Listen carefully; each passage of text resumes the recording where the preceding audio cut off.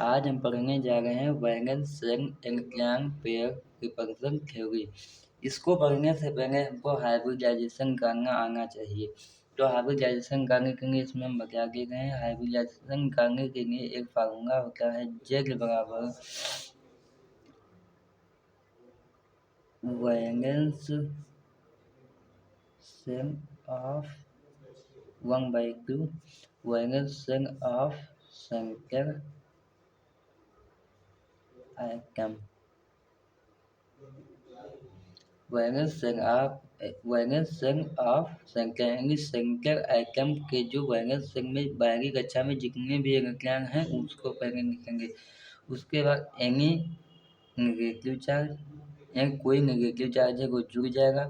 उसके बाद minus any positive charge है, अगर कोई पॉजिटिव चार्ज है तो घट जाएगा। Plus mono valent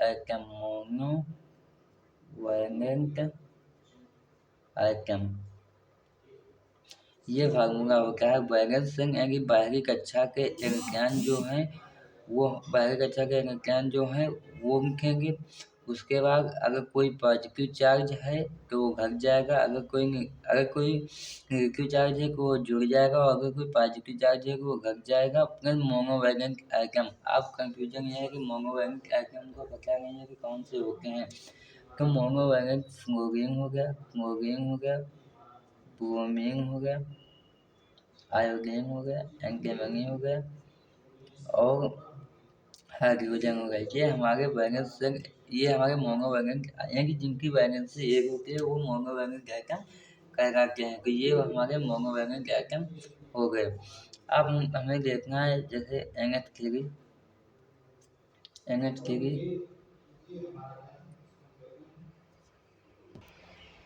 CH4 NH3 H2O। इसका हम पहले हाइब्रिडाइजेशन करते हैं।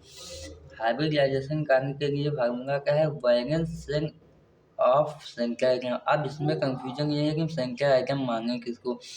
तो हम इसमें जो सिंगल होगा उसको हम संख्या आइटम मानेंगे। इसमें क्या सिंगल है? इसमें सिंगल है कार्बन, इसमें सिंगल है क्या नाइट्रोजन, इसमें सिंगल है क्या ऑक्सीजन, इसमें सिंगल है। अब इसके फार्मूला क्या है? वैगन सेंग एंगक्यांग ऑफ सेंटर आइटम यानी सेंटर आइटम के जो बारहवीं कक्षा में जितने भी एंगक्यांग है उसको लिखेंगे। तो इसकी बारहवीं कक्षा में कितने एंगक्यांग है?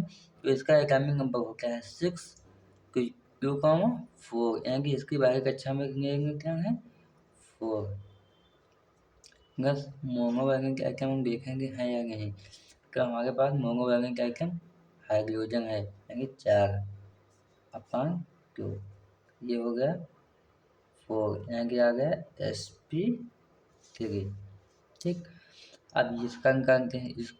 इसको हम संख्या आइटम मांगेंगे। ठीक, तो इसके वैगन संघ में कितने यानी बारहवीं कक्षा में कितने क्या है? तो 7 हो जाए। नाइट्रोजन का होता है एटॉमिक नंबर 7 तो 5 यानी कि इसकी बारहवीं कक्षा में 5 अंक है। ठीक, बारहवीं कक्षा में 5 अंक है तो इसका हो जाएगा 5 + 3/2। इसका भी क्या हो जाएगा? इसका भी हो जाएगा sp3। ठीक, अब इसका ऑक्सीजन इसमें संख्या आइटम है तो ऑक्सीजन संख्या आइटम इसमें है तो इसका हो जाएगा ऑक्सीजन का वो क्या है 8। तो ये हो जाएगा इसकी बारहवीं कक्षा में हो जाएंगे 6 इलेक्ट्रॉन। 6 + 2 हो गया इसमें 8/2 यानी कि 4 यानी कि ये भी हो गया क्या sp3। अब देखो हाइब्रिडाइजेशन हमको बताया था ज्यामिति के बारे में यानी कि उसकी आकृति के बारे में।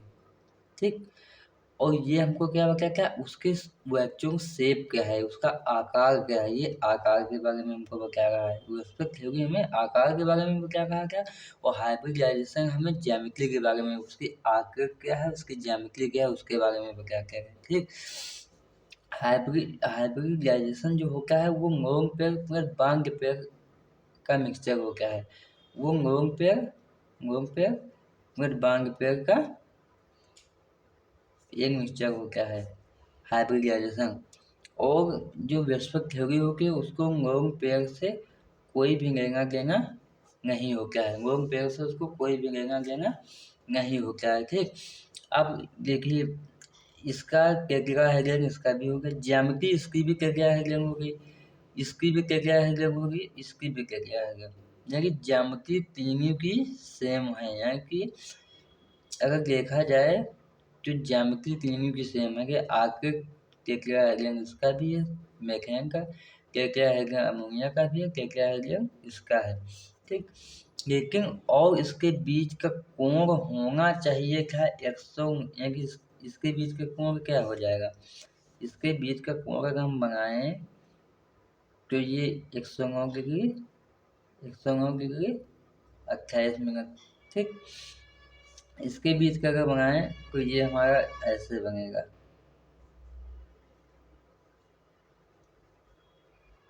ठीक,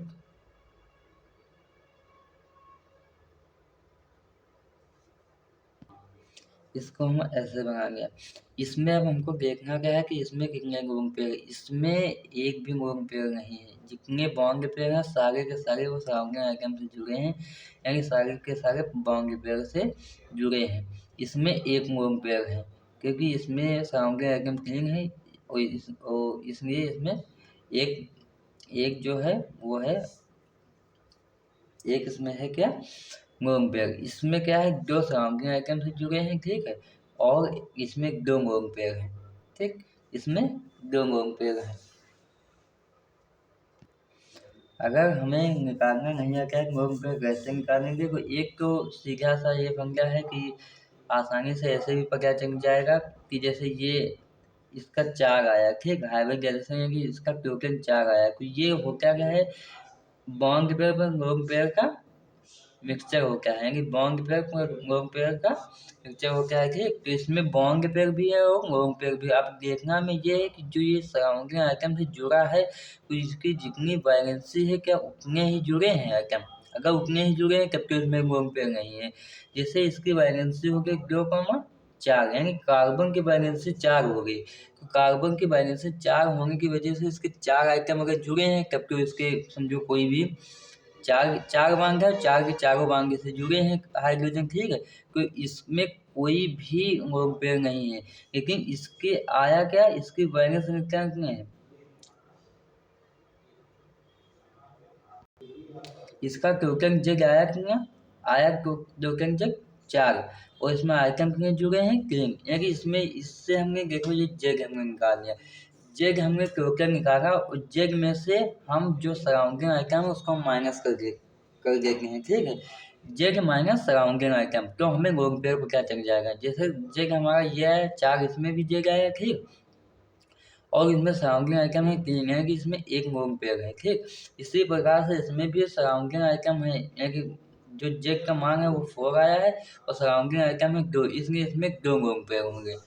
यानी कि जितना हमारा जेग फार्मूला से जितना हमारा निकल के आएगा उसमें से हम सराउंडिंग आइटम को माइनस कर देंगे। माइनस करने के बाद हमें लोन पेयर पता चल जाएगा कि हमारे पास कितने लोन पेयर हैं। अब इसमें हम देखेंगे कि इसके बीच का कोण 109 डिग्री 28 मिनट, इसके बीच का कोण 109 डिग्री 28 मिनट है। इसके बीच का कोण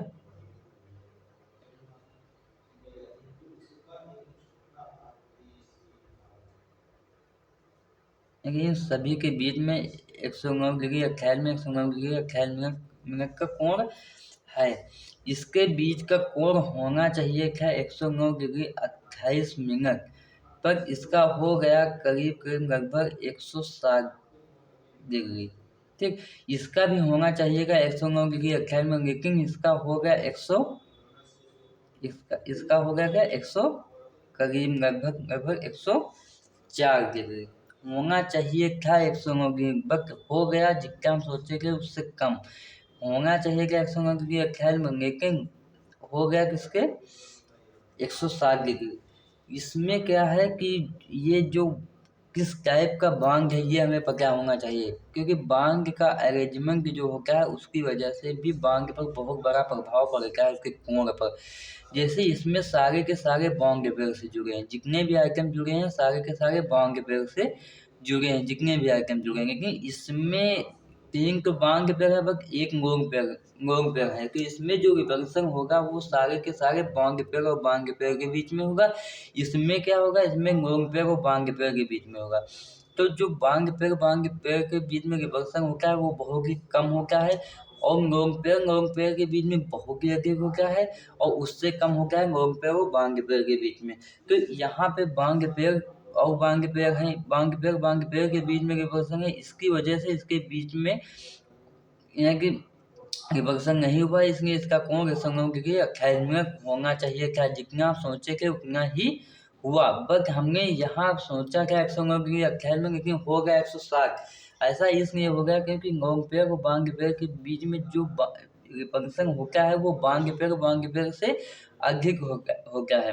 बांग पेड़ से अधिक होने की वजह से ये जो होता है, ये इसको विभक्सन होने की वजह से ये बांध बढ़ जाएगा, ये बांध इनके इनके बीच में कोण बढ़ जाएगा, और ये नीचे को दबा गया। दबाने की वजह से इसके बीच का कोण होना चाहिए क्या ख्याल में, लेकिन हो गया 160 डिग्री। इसी प्रकार इसमें गोंग पेड़ के बीच में बहुत ज़्यादा विभक्सन होता है। गोंग पेड़ के बीच में विभक्सन होने की वजह से इसका भी होना चाहिए था 109 में, लेकिन ज़्यादा विभक्सन होने की वजह से इससे भी ज़्यादा विभक्सन इसमें हो रहा है, क्योंकि इसमें गोंग पेड़ के बीच में हो रहा है विभक्सन। इसलिए इससे भी सबसे ज़्यादा जो विभक्सन होता है वो हमारा होता है गोंग पेड़ के बीच में। इसलिए इसका जो बाउंड एंगल है वो 104 डिग्री आ गया। अब इसमें हम देखेंगे कि हाँ इसके शेप पर क्या प्रभाव पड़ता है। इसका शेप देखो, साइज ज्योमेट्री जो होगी वो सबकी सेम होगी। ज्योमेट्री इसका भी क्या है, ठीक, ज्योमेट्री इसका भी क्या हेक्सागन है, ठीक, ज्योमेट्री इसका भी हेक्सागन है और इसका भी हेक्सागन, लेकिन इन तीनों का शेप अलग अलग है, क्योंकि इसमें गोंग पेड़ एक भी नहीं, इसलिए इसका जो शेप होगा वही ज्योमेट्री बन जाएगी।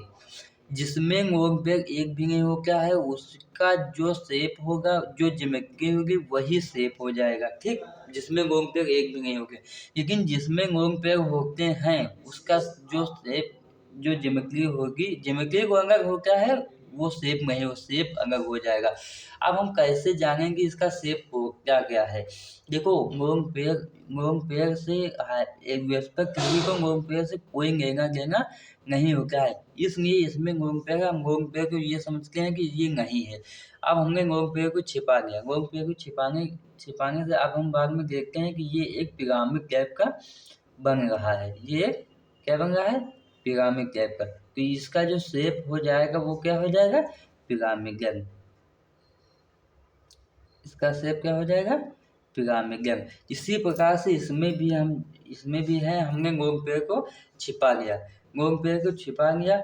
अब ये हमें क्या, गोंग पेड़ को छिपा, ये ऐसा बना है, ठीक। अगर हम इसको ऐसा बना दे तो ये क्या हो जाएगा, वी शेप। क्या हो जाएगा, वी शेप।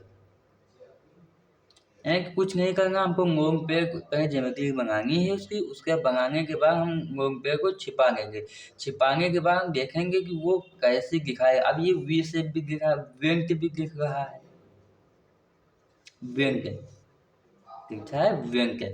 तो वी शेप हो गया, वेंट हो गया, जो भी आप इसको कह सकते हैं। ये छिपाओ, इसको छिपा दो, ठीक। उसके बाद देखो ये इस आकार का बन रहा है, अगर हम इसको उल्टा कर दें तो ये वी आकार का बन रहा है, तो ये वी शेप होगा, वेंट है कि पीछा है कि वेंट, वेंट भी हो गया, ठीक। तो ये हो गई व्यस्पक थ्योरी। उम्मीद करते हैं कि अब समझ में ये आ गया होगा।